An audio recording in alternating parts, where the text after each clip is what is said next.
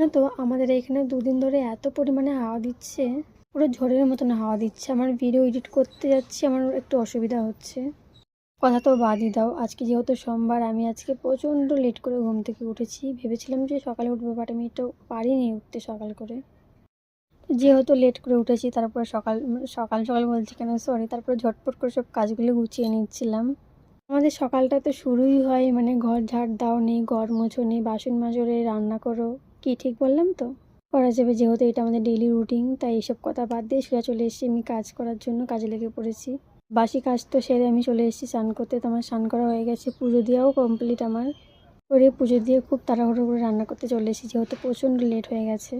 তো আজকে খুব সিম্পল একটা রান্না, ডাল আর উচ্ছে আলু ভাজা। তো তোমরা কে কী রান্না করছো একটু কমেন্ট করে জানিও। তো আমি এখানে একটু বিস্কুট খেয়ে নিচ্ছিলাম, যেহেতু আমি চাটা খাই না, আমার চা তেমন একটা ভালো লাগে না। তো রান্না বান্না সেরে আমি চলে এসেছিলাম ঘরে। তো ঘরের অবস্থা তোমরা জাস্ট একটু দেখো। আমি বাইরে রান্না করছিলাম আর আমার বোন ঘরে কি খুঁজছিল সেই জানে।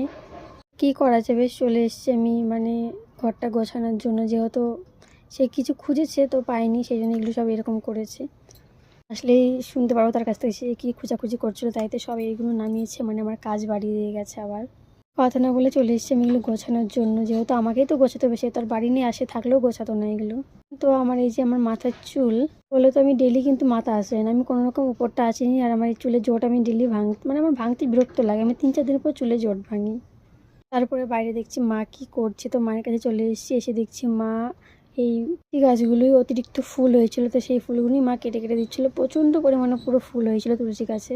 ও আমাদের লঙ্কা গাছে কি সুন্দর ফুল ফুল হয়েছে, লঙ্কা হবে তোমাদের সাথে অবশ্যই শেয়ার করব। আর তোমরা আমার এই গাছের ভিডিওগুলো যদি দেখতে চাও আমাকে কমেন্ট করে জানাবে। তো আমাদের বাড়িতে কিন্তু প্রচুর গাছ আছে, তো আমি কিছু কিছু গাছের নাম জানি, কিছু কিছু গাছের নাম আমি জানি না। তো চলো আজকের ভিডিওটা এইটুকু।